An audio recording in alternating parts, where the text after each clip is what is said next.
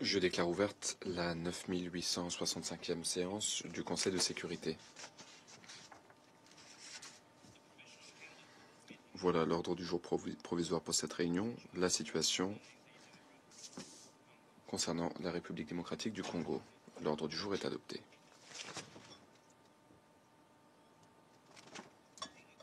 Conformément à l'article 37 du règlement intérieur provisoire du Conseil, j'invite les représentants de la République démocratique du Congo,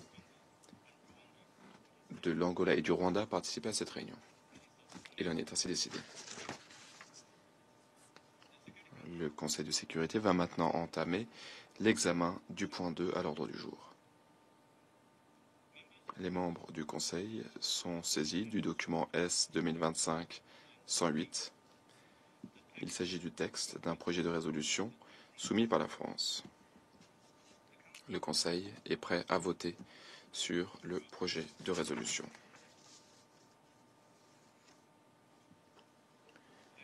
Passons maintenant à la mise aux voix de ce projet de résolution. Merci de bien vouloir vous manifester si vous êtes pour ce projet de résolution contenu dans le document S 2025-108. Merci de lever la main.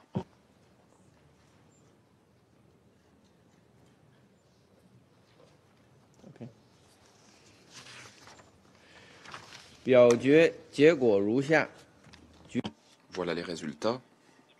Le projet de résolution a reçu 15 votes pour. Le projet de résolution a donc été adopté à l'unanimité en tant que résolution 27-73 de 2025.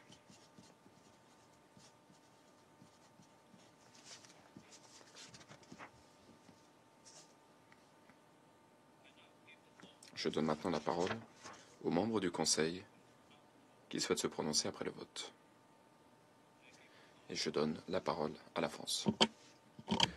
Monsieur le Président, la France remercie les membres de ce Conseil pour leur engagement dans la négociation de cette résolution ces 2 dernières semaines. Celle-ci porte un message clair. Il n'y a pas d'issue militaire au conflit dans l'Est de la République démocratique du Congo. L'offensive du M23, soutenue par le Rwanda, doit cesser. La priorité va à la conclusion d'un accord de cessez-le-feu effectif, inconditionnel et immédiat. Un retour au dialogue est urgent, avec l'appui des médiations régionales. La souveraineté et l'intégrité territoriale de la République démocratique du Congo doivent être respectées. Les forces rwandaises doivent se retirer sans délai du territoire congolais, comme l'ont déjà déclaré le secrétaire général des Nations Unies et les membres de ce Conseil. La MONUSCO doit pouvoir mettre en œuvre son mandat pour le bien des populations civiles, sans être entravée dans ses actions ou sa liberté de mouvement. Cette résolution rappelle enfin le rôle clé des processus de Luanda et Nairobi en vue de trouver une solution politique durable qui passe par le retrait complet des forces rwandaises et le démantèlement des FDLR. Monsieur le Président, avec près d'1 million de déplacés et des milliers de morts et de terribles exactions, les populations civiles paient un lourd tribut du fait de l'escalade de ce conflit qui n'a que trop duré. Le M23 poursuit ses avancées dans le sud Kivu au risque de déclencher une guerre régionale. Il est grand temps que le Conseil s'exprime avec clarté pour favoriser une cessation des hostilités et les conditions nécessaires à une désescalade, en complémentarité avec les initiatives régionales que la France soutient. Plusieurs pays de la région se sont exprimés mercredi pour se joindre à cet appel.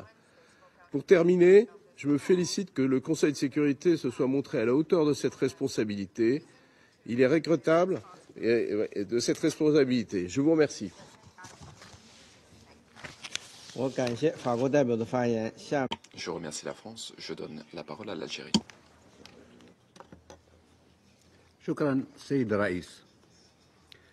Merci, Monsieur le Président. L'Algérie a voté pour le projet de résolution portant sur la situation dans la RDC.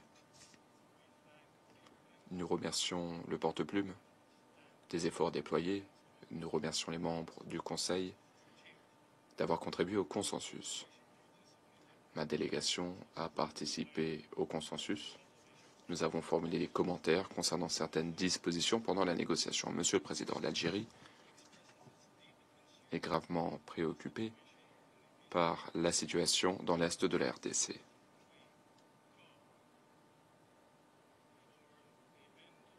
Nous appelons de nos vœux la fin des hostilités, ainsi que la désescalade dans les provinces du Nord Kivu et du Sud Kivu. Il faut restaurer la stabilité, notamment à Goma et à Bukavu. Les parties au conflit doivent immédiatement parvenir à un cessez-le-feu et renouer un dialogue dans le cadre du processus de négociation adopté par l'Union africaine. Et ce, afin de mettre un terme au bain de sang et afin d'éviter un embrasement régional. Dans ce contexte, ma délégation se félicite de la déclaration du Conseil de paix et de sécurité de l'Union africaine datant du 14 février 2025. Cette déclaration du Conseil stipule qu'il y a uniquement une issue politique à ce conflit en RDC et dans la région des Grands Lacs, dans le cadre donc des processus de Luanda et de Nairobi, des processus qui ont récemment été fusionnés conformément à la recommandation des dirigeants de la communauté d'Afrique de l'Est et de la SADC. L'objectif de cette fusion est de coordonner la médiation de ce conflit, s'attaquer aux causes sous-jacentes du conflit, et tout cela est conforme au principe de solution africaine pour les problèmes africains. En tant qu'Africains, nous nous engageons en faveur de ce principe. Le continent africain nous est cher. Monsieur le Président, ma délégation partage les préoccupations de l'ONU et de la communauté internationale concernant la situation humanitaire qui se détériore dans l'est de la RDC.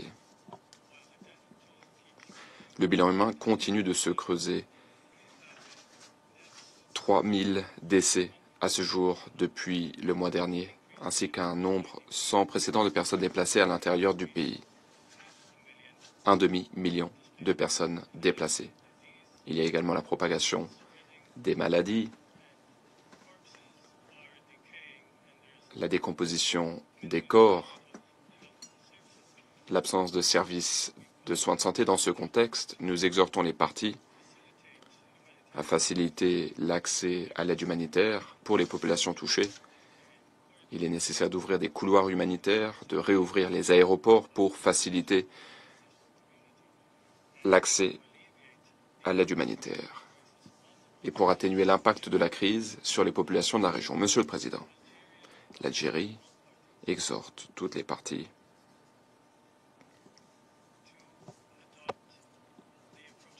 à favoriser le dialogue, à faire preuve de bonne volonté afin de résoudre le conflit sans accusation, sans pointer du doigt, sans confrontation, sans jeu à somme nulle, et ce afin que les parties parviennent à une solution juste et équitable, de façon à préserver la souveraineté de la RDC, son intégrité territoriale, et de façon également à tenir compte des préoccupations légitimes des voisins de la RDC. Par ailleurs, tous les acteurs extérieurs, en dehors du continent, doivent cesser les interventions négatives. Ces acteurs doivent cesser de peser de leur poids dans la région. Cette influence est parfois un relent de colonialisme, et il faut au contraire soutenir les efforts de médiation de l'UA et des autres organisations qui participent au processus de médiation. En guise de conclusion, l'Algérie est prête à s'engager en faveur des efforts qui visent à une désescalade dans la région des Grands Lacs. Nous sommes prêts à contribuer à tout effort permettant de restaurer la confiance entre les parties afin de bâtir un avenir meilleur pour tous les peuples de la région.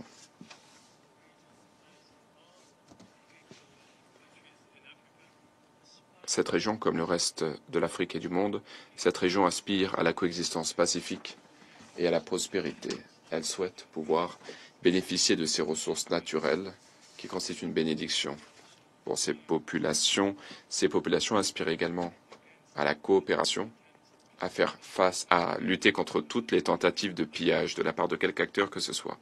Merci. Je vous remercie. Je donne la parole à la Sierra Leone. Merci, Monsieur le Président. Monsieur le Président, merci à la France des efforts déployés, aboutissant à l'adoption de cette résolution 2773. Nous avons voté pour cette résolution qui porte sur la situation en RDC, car nous sommes engagés en faveur de solutions africaines, aux efforts de paix régionaux et à la poursuite du dialogue. Seule façon de parvenir à la stabilité durable dans l'Est de la RDC. Par ailleurs, dans le cadre de ce vote, nous avons pris compte des principes de la Charte de l'ONU et du mandat du Conseil de sécurité, notamment pour ce qui est de soutenir les mécanismes régionaux pour la paix et la stabilité. Cette résolution souligne qu'il est urgent de faire cesser les hostilités. Il faut retirer toutes les forces étrangères non invitées et il faut un engagement renouvelé, un dialogue diplomatique par le biais des processus fusionnés de Luanda et de Nairobi. La résolution souligne que nous sommes convaincus qu'il n'y a pas d'issue militaire au conflit. La souveraineté, l'intégrité territoriale et l'unité de la RDC doivent être respectées. Nous nous félicitons du soutien apporté aux initiatives régionales dirigées par l'UA, la Communauté de l'Afrique de l'Est, la Communauté économique des États d'Afrique centrale, la Conférence internationale sur la région des Grands Lacs et la SADC. Ces efforts reflètent le principe selon lequel nous avons besoin de solutions africaines aux problèmes africains avec le soutien de la communauté internationale. Nous condamnons fermement les hostilités en cours. Nous sommes gravement préoccupés par la crise humanitaire, les déplacements forcés et la souffrance des civils. Il y a notamment des rapports à l'égard des abus des droits humains et de la violence sexiste et sexuelle. Nous soutenons pleinement la MONUSCO et la mission de la SADC en RDC pour protéger les civils et restaurer la paix. L'exploitation illégale des ressources naturelles est un moteur de l'instabilité dans la région. Nous avons besoin de plus de reddition de comptes, de transparence. Il faut respecter les cadres internationaux pour éviter le financement des groupes armés par le biais du commerce illégal des minerais. Toutes les parties, particulièrement le gouvernement de la RDC et du Rwanda, doivent renouer un dialogue diplomatique et mettre en œuvre pleinement les engagements pris. Nous avons besoin d'efforts de médiation coordonnés, harmonisés. Le président de l'Angola, M. Lorenzo, qui préside actuellement l'Union africaine, et l'ancien président du Kenya, Kenyatta, contribuent à une solution politique à la crise, aux efforts de médiation. Monsieur le Président, cela fait 11 ans que, ou plutôt pendant 11 ans, en Sierra Leone, il y a eu une guerre qui a coûté la vie à 50 000 personnes, comme au Congo. Ce Conseil de sécurité a autorisé une mission, notamment avec le premier mandat de protection des civils en Sierra Leone. Il n'a pas été facile pour nous de sortir de la crise. Nous nous sommes rendus compte du fait qu'il n'y avait pas d'issue militaire à notre conflit. Nous avions besoin de dialogue et de négociation, la seule voie plausible pour une paix durable. Nous avons dû nous parler les uns aux autres de bonne foi, nous engager, signer un accord de paix avec une volonté politique. Il est difficile de parler à ses adversaires. C'est parfois même impensable pour certains, mais il n'est pas possible de faire la paix. Ce n'est pas avec les amis que nous faisons la paix, c'est avec les adversaires. Tout comme la Sierra Leone, une feuille de route est proposée dans le plan harmonisé dans le cadre du processus de Luanda. Un plan qui jette les bases solides pour que le Rwanda désengage ses forces et pour que la RDC neutralise les FDLR. Nous exhortons les membres du Conseil et la communauté internationale à soutenir cette initiative africaine pour que le Rwanda et la RDC puissent négocier de bonne foi. Nous avons voté pour ce projet de résolution pour exprimer notre solidarité à l'endroit de la population de la RDC et de la région frontalière. Nous sommes déterminés à soutenir tous les efforts qui contribuent à la paix, à la sécurité et au développement social, conformément aux principes de la Charte de l'ONU et aux aspirations du continent africain. Le dialogue est un outil fondamental pour le règlement des conflits, mais il faut également qu'il y ait des mécanismes de mise en œuvre. Il faut se mettre d'accord, il faut qu'il y ait de la volonté politique et il faut s'attaquer aux causes sous-jacentes des problèmes. Le dialogue est clé pour la stabilité à long terme.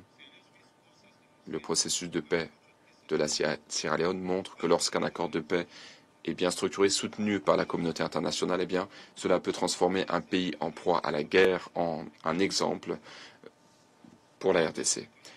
La Sierra Leone continuera de travailler de façon constructive pour garantir la pleine mise en œuvre de cette résolution. Et je vous remercie. Je remercie la Sierra Leone de son intervention. Je donne la parole à la Fédération de Russie.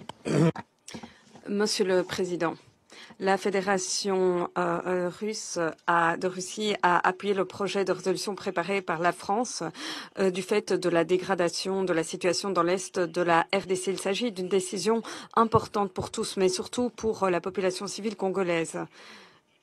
Cette décision a été le fruit d'un dur compromis d'heures de négociations ardues à New York, mais également au sommet de l'Union africaine. Cette décision défend la charte, pierre angulaire du système des relations internationales. Cette résolution doit être appliquée directement par les États concernés. Les hostilités doivent cesser, la population doit revenir à une vie normale. Les forces de défense rwandaises doivent aller à la table des négociations et décider avec la RDC de régler toutes les divergences. C'est dans ce sens également que vont les efforts de la région qui ont pour objectif de parvenir à une paix de bonne foi, comme cela a été décidé. Dans le cas contraire, la région connaîtra à nouveau une effusion de sang, une guerre avec de nombreuses victimes.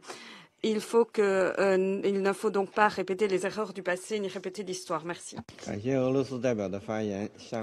Je remercie la Fédération de Russie. Je donne la parole au Royaume-Uni. Merci, Monsieur le Président. Le Royaume-Uni remercie la délégation de la France, délégation porte-plume, pour ses efforts, et nous remercions également tous les membres du Conseil d'avoir contribué à l'adoption de cette résolution importante. Nous soutenons pleinement ce texte. Nous espérons que cette résolution contribuera de façon positive aux efforts diplomatiques dans la région, notamment le sommet de la CEA et de la SADC qui a récemment eu lieu. Nous espérons que cela permettra de mettre un terme au conflit.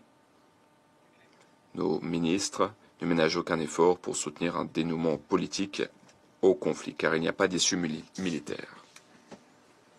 Monsieur le Président, les violations auxquelles nous avons assisté ces dernières semaines dans l'Est de la RDC sont absolument inacceptables.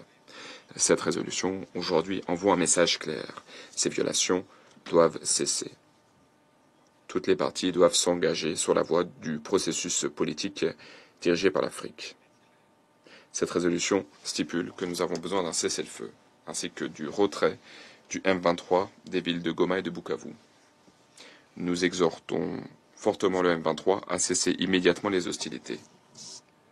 Aucun État membre ne doit faire obstacle à cette résolution.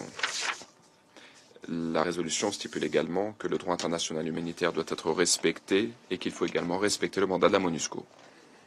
Et surtout, la résolution stipule clairement qu'il faut respecter la souveraineté et l'intégrité territoriale de la RDC ainsi que la charte de l'ONU. Nous soutenons l'appel lancé par cette résolution pour que toutes les forces de défense rwandaises se retirent du territoire congolais. Nous appelons les parties à pleinement respecter cette résolution. Sinon, ce Conseil devra envisager d'autres actions. Je vous remercie.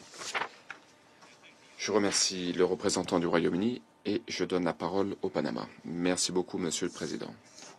Nous remercions la délégation française d'avoir présenté ce projet de résolution. Merci à la France d'avoir déployé de nombreux efforts pour le consensus. La situation sécuritaire dans l'est de la RDC continue d'être extrêmement instable. Elle continue de se détériorer. Nous réitérons notre engagement indéfectible en faveur de la souveraineté et de l'intégrité territoriale de la République démocratique du Congo. Avec cette résolution, nous lançons de nouveau un appel afin que les forces de défense rwandaises et le M23 cessent immédiatement leur offensive et se retirent totalement afin de respecter le cessez-le-feu et les processus de médiation en cours. Par le biais de notre vote pour cette résolution, nous réaffirmons également notre soutien au travail de la MONUSCO, un travail précieux. Son engagement en faveur de la paix et de la stabilité dans la région est sans faille. Nous soutenons les efforts régionaux visant à mettre un terme à cette crise. Nous soulignons qu'il n'y a pas de solution militaire à ce conflit. Nous exhortons toutes les parties à donner la priorité à l'engagement diplomatique et politique et à reprendre immédiatement les négociations et le dialogue dans le cadre des processus de Luanda et de Nairobi. Je vous remercie, Monsieur le Président. Je remercie le représentant du Panama. Je donne la parole au Pakistan. Monsieur le Président, cela fait plusieurs semaines que la situation dans l'est de la RDC se détériore dangereusement, avec des conséquences humanitaires graves. Cela a porté préjudice aux efforts déployés pour la paix et la stabilité en RDC, ainsi que les progrès accomplis au cours de ces dernières années, avec le soutien de la communauté internationale. Les Nations Unies et le Conseil de sécurité, notamment par le biais de la mission de maintien de la paix, ces organisations donc avaient beaucoup investi pour garantir le succès de ces efforts. Nous ne pouvons pas nous permettre d'échouer. Nous ne pouvons pas rester les bras croisés. Il était judicieux que le Conseil de sécurité suive de près l'évolution de la situation. Il y a eu plusieurs réunions au cours de ces dernières semaines. Il était également logique que le Conseil se prononce rapidement et de façon claire afin qu'il honore sa responsabilité et qu'il restaure la paix et la sécurité dans l'est de la RDC. Le Pakistan estime que la résolution que nous venons d'adopter est une mesure importante qui va dans le bon sens. Nous remercions la France d'avoir facilité la négociation et nous nous félicitons de cette adoption par consensus. Cette résolution réitère l'engagement du Conseil de sécurité en faveur de la souveraineté, de l'indépendance, de l'unité et de l'intégrité territoriale de la RDC. La résolution réitère les principes fondamentaux de la Charte de l'ONU et surtout, la résolution soutient les efforts régionaux et les processus dans la région ainsi que la mobilisation sous la houlette de l'UA et d'autres organisations sous-régionales pour promouvoir la paix dans l'est de la RDC. Nous exhortons toutes les parties à coopérer et à respecter pleinement les dispositions de cette résolution et de respecter leurs obligations respectives en temps opportun et de façon sincère. Il n'y a pas d'issue militaire. Toutes les parties, à l'avenir, doivent donner la priorité au dialogue et à la diplomatie. Elles doivent s'engager en faveur des processus de paix et de médiation. En guise de conclusion, le Conseil doit continuer de suivre de près la situation. Nous devons également réfléchir au rôle et au mandat de la MONUSCO pour s'adapter à la situation sur le terrain. Je vous remercie. Je remercie le Pakistan et je donne maintenant la parole au Guyana. Merci, Monsieur le Président.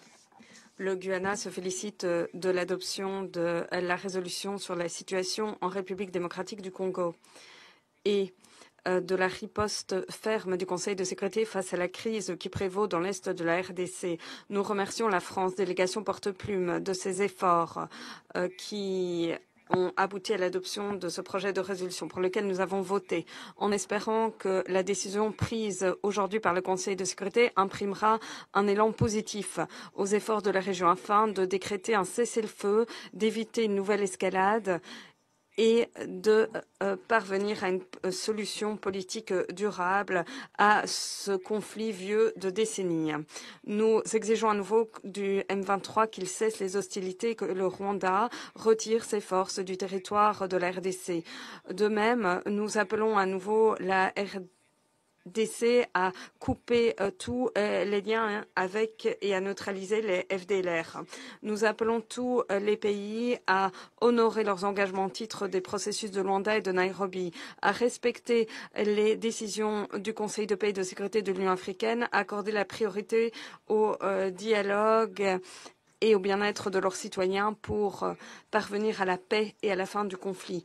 Nous soulignons également qu'il convient de respecter pleinement la souveraineté et l'intégrité territoriale de la RDC. Nous réitérons notre engagement à travailler avec tous les membres du Conseil de sécurité pour régler la crise et pour atténuer le risque de conflit régional. Merci. Je remercie le Guyana de cette déclaration. La parole est à présent à la République de Corée. Merci, Monsieur le Président. La République de Corée se félicite de l'unité affichée par le Conseil de sécurité en faisant face de concert à la situation dans l'Est de la RDC. Nous avons voté pour ce projet de résolution étant donné l'urgence d'un cessez-le-feu immédiat entre toutes les parties. Ma délégation rend hommage aux efforts inlassables consentis par la France, délégation rédactrice qui a permis de rassembler les membres du Conseil de sécurité autour de cette résolution ces 2 dernières semaines.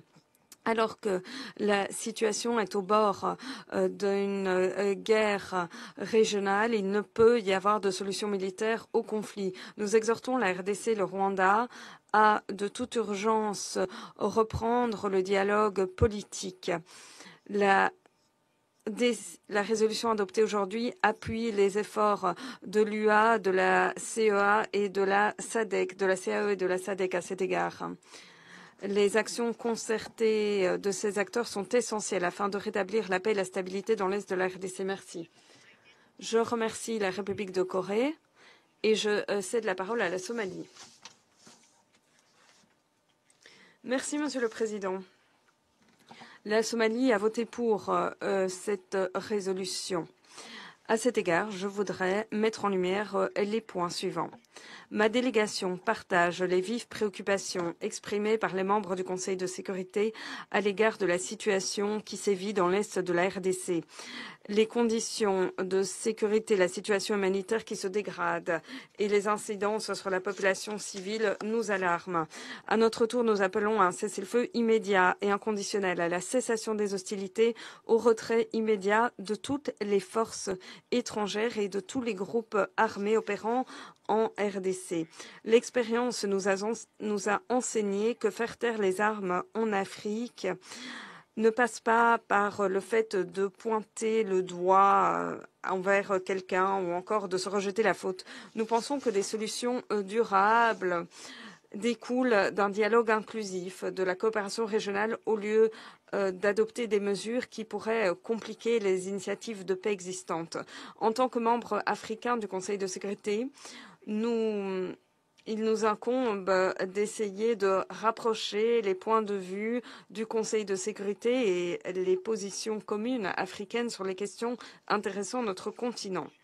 Nous constatons avec satisfaction les efforts manifestes des dirigeants africains et en particulier les efforts diplomatiques inlassables de l'Angola sous la houlette du président João Lourenço à la tête du processus de Luanda et qui s'attelle à renouer le dialogue entre les parties concernées. À cet égard, la fusion récente des processus de Luanda et de Nairobi constitue une grande étape franchie dans la coopération régionale. Nous pensons que l'harmonisation de ces initiatives crée un cadre plus robuste en faveur de la paix en RDC. Soulignons la nécessité de traiter des causes profondes du conflit, la réconciliation interne, le dialogue entre toutes les parties prenantes congolaises sont autant de conditions préalables à une paix pérenne en RDC.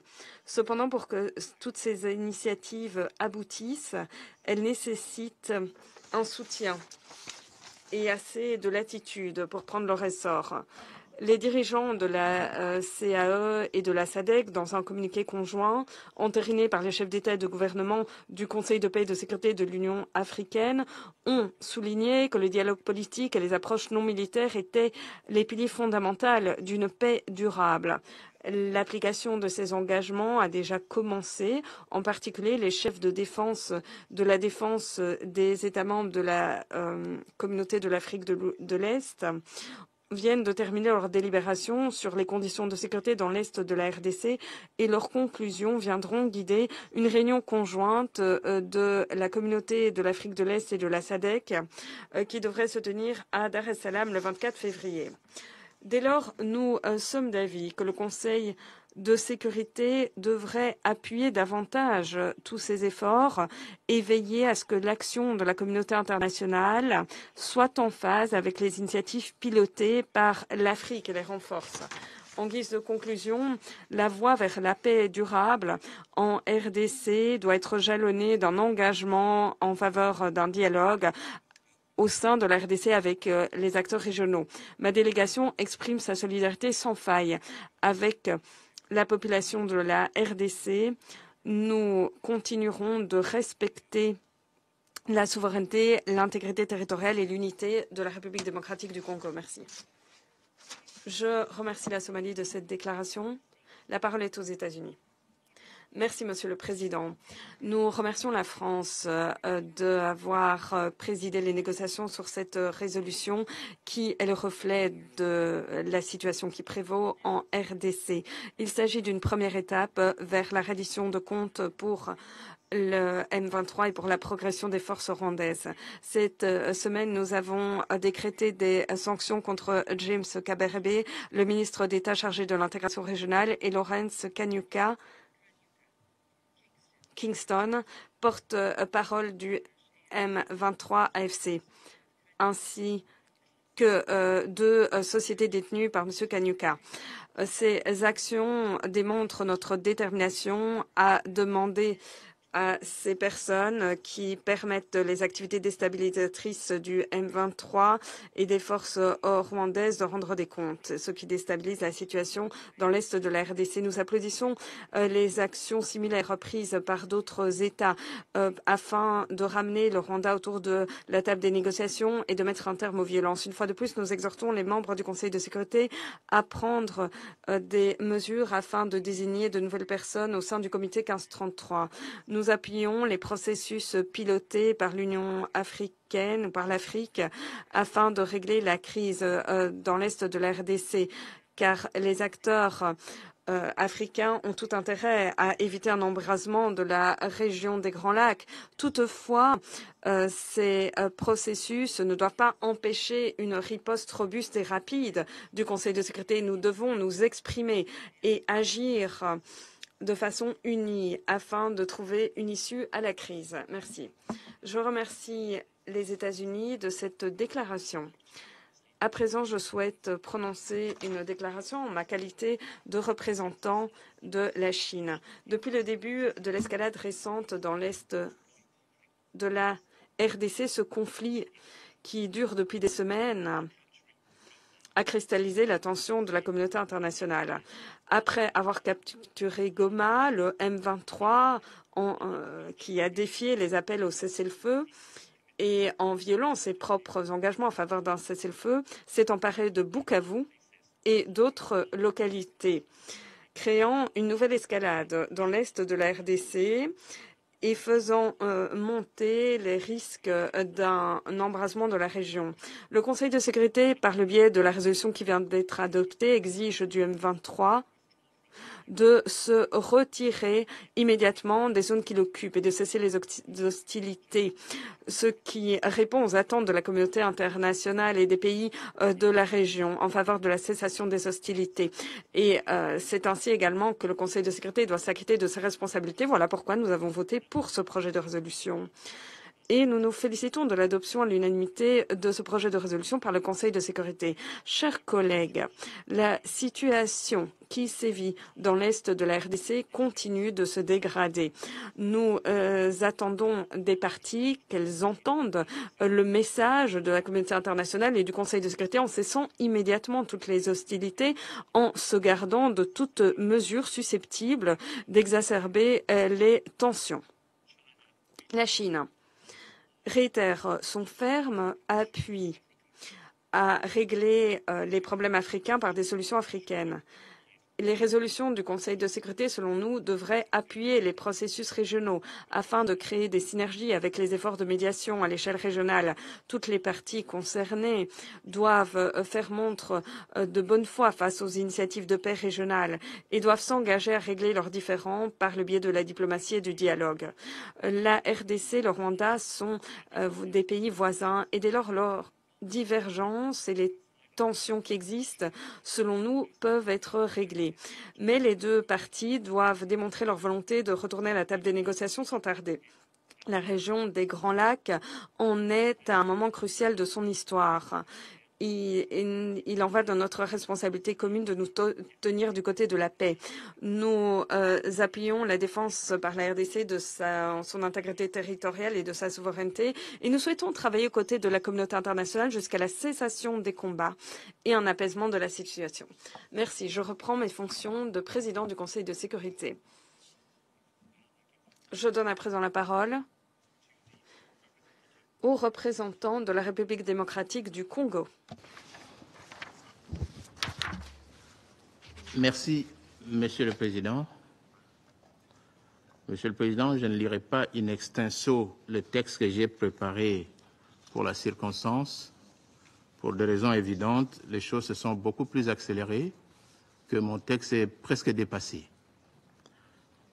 Mais permettez que je puisse rappeler tout simplement que le maintien de la paix et de la sécurité internationale est un dogme qui gouverne l'essentiel du système de sécurité collective mis en place par les rédacteurs de la Charte des Nations Unies au lendemain de la Deuxième Guerre mondiale, de telle sorte que toute menace contre la paix, toute rupture de la paix ou tout acte d'agression oblige le Conseil de sécurité à agir sans détour.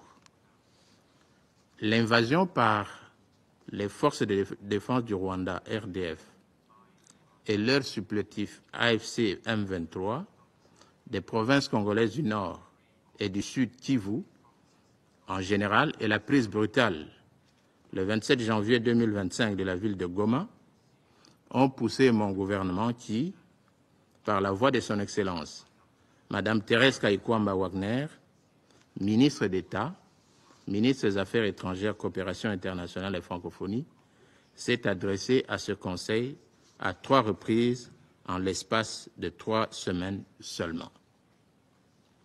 Cela prouve le besoin de la paix que la République démocratique du Congo attend de ce Conseil de sécurité. Ce que vous venez de faire aujourd'hui, c'est ce que, justement, nous étions en droit d'attendre de votre Conseil depuis le 26 janvier dernier. Mais il a fallu 3 semaines au Conseil pour réunir l'unanimité. C'est vrai que cette attitude s'est révélée beaucoup plus dangereuse, qu'elle a empêché le Conseil de se prononcer, là où la gravité et l'urgence de la situation le commandaient de réagir avec promptitude et empressement. Dans le cas d'espèce, la paralysie momentanée du Conseil a laissé libre cours à la poursuite de l'occupation illégale des territoires de la République démocratique du Congo par les forces de défense du Rwanda et leur supplétif AFC M23, sachant que chaque jour d'inaction compromet la paix et la sécurité régionale et internationale, renforce l'agresseur et sape la crédibilité des Nations Unies.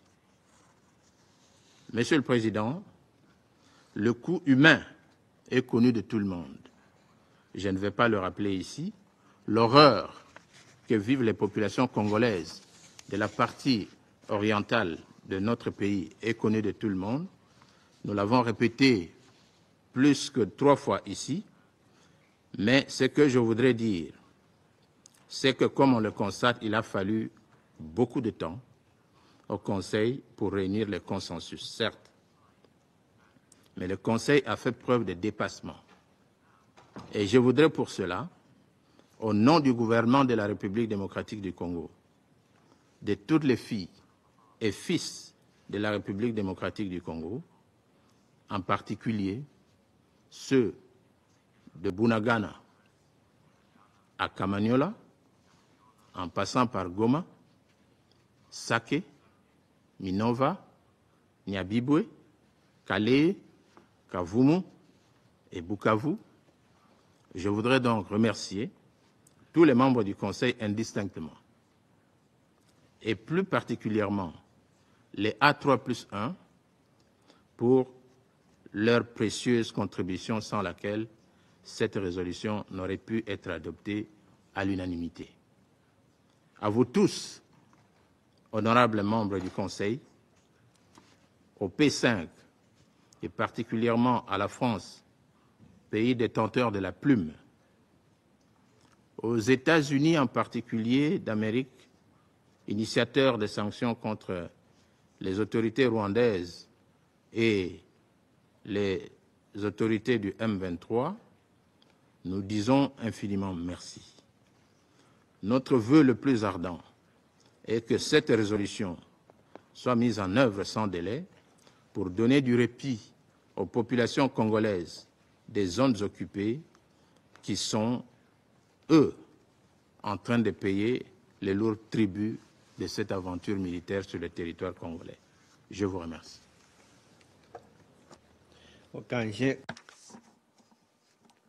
Je remercie le représentant de la RDC. La parole est à présent au Rwanda. Monsieur le Président, merci de me céder la parole.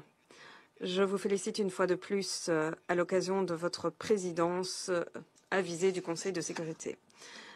Monsieur le Président, il y a seulement 48 heures, nous étions réunis en ce Conseil de sécurité afin d'évoquer la nécessité d'appuyer les initiatives régionales et les mécanismes créés afin de favoriser la paix dans l'est de la RDC dans notre région. Le Rwanda prend note de la résolution adoptée. Je remercie les membres du Conseil de sécurité qui ont écouté les points de vue du Rwanda et ceux qui nous ont rencontrés et qui nous ont écoutés. Nous souhaitons mettre en exergue nos vives préoccupations face à l'intimidation sans précédent des voix africaines en cet auguste Conseil, en particulier en prenant pour cible les membres A3+. Nous condamnons ce comportement dans les termes les plus vigoureux. Cela est très révélateur de la RDC et de sa croyance que la solution au conflit intercongolais pourrait venir d'acteurs en dehors du continent. Le Rwanda reconnaît et rend hommage aux initiatives prises par l'Union africaine, la Communauté d'Afrique de l'Est et la SADC.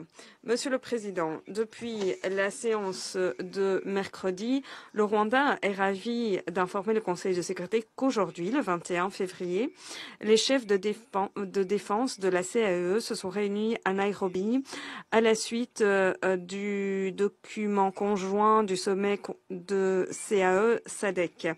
Le 24 février, les chefs de la défense de la CAE et de la SADC vont rédiger une feuille de route conjointe dans le droit fil des recommandations du sommet de Dar es Salaam de janvier. À cet égard, nous appelons le Conseil de sécurité à appuyer ces efforts régionaux et à éviter le risque de miner ce dernier. Monsieur le Président, nous pensons que tout document du Conseil de sécurité sur cette question devrait répondre à une question très simple. Comment en arrivons là? La communauté internationale n'a-t-elle pas vu les signes avant-coureurs de la situation? Est-ce que le Conseil de sécurité est à même de répondre à cette question de savoir comment on est arrivé à ce point-ci et quelles solutions l'on peut trouver pour régler les causes profondes du conflit? Voilà les questions qu'il faut se poser pour prendre en compte les facteurs à l'origine de cette crise et instaurer une paix pérenne. Nous pensons que tout document ne prenant pas encore en compte les préoccupations de sécurité du Rwanda ne constituerait pas une solution durable au conflit. Les défis sécuritaires que représentent les FDLR et les groupes dissidents préoccupent grandement le Rwanda. La RDC doit rendre des comptes pour garantir le maintien des FDLR, les armer, les équiper avec des armes sophistiquées, les utiliser même comme alliés. Tout document faisant fi des doléances légitimes des Congolais locuteurs du Kinyarwanda, cause profonde de la création du M23, ne permettrait pas de régler le conflit.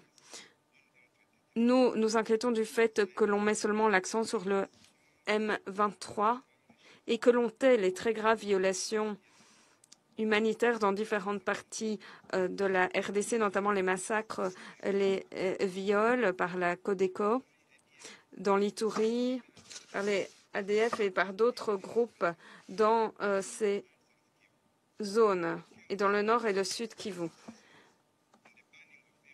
Ou encore l'interdiction de missions de consulat. Le Conseil de sécurité ne peut pas être sélectif dans ses condamnations. Ce conflit en RDC a de multiples facettes et complexe, et le Conseil de sécurité doit travailler avec tous les partenaires et tous les acteurs impliqués dans ce conflit. Monsieur le Président, le Rwanda demeure très attaché aux initiatives régionales dans le cadre du processus de Luanda et de Nairobi, et continuera de jouer un rôle constructif aux fins de la paix durable, de la sécurité et de la stabilité dans notre région. Nous appelons la RDC à entendre l'appel de la région, à renouer immédiatement avec le processus de paix et à s'engager en faveur d'un dialogue inclusif avec les acteurs étatiques et non étatiques, armés ou non armés, y compris le M23, tel que indiqué dans le document final de la CAE-SADC et entériné par le sommet de l'Union africaine. Je remercie le Rwanda, l'Angola à la parole. Monsieur le Président, Mesdames et Messieurs, alors que nous nous réunissons ici pour la 4e fois ces derniers jours, la situation humanitaire, les conditions de sécurité qui prévalent dans l'est de la RDC continue de se dégrader alors que le M23 étend son emprise territoriale. Plus de personnes sont tuées, déplacées et le risque d'un conflit régional va croissant. Dans le même temps, les organisations régionales, à l'instar de la SADC, de la CAE, la Communauté des États d'Afrique centrale, ainsi que le Conseil de paix et de sécurité de l'Union africaine, ont appelé sans ambages à un cessez-le-feu immédiat et inconditionnel dans l'est de la RDC et en faveur de la reprise du dialogue entre les parties concernées dans le cadre du processus de Luanda et de Nairobi. Il ne peut y avoir de solution militaire au conflit qui fait rage en RDC. La voie diplomatique doit recevoir la priorité. Nous devons faire fond sur les dividendes du processus de Luanda sous la médiation éclairée du président de l'Angola, M. Lourenço, à savoir l'accord de cessez-le-feu, l'adoption d'un plan de neutralisation des FDLR. Ça, c'est la responsabilité de la RDC. Et la levée des mesures défensives de la part du Rwanda, le renforcement du mécanisme ad hoc par des experts des 3 pays, Angola, RDC, Rwanda.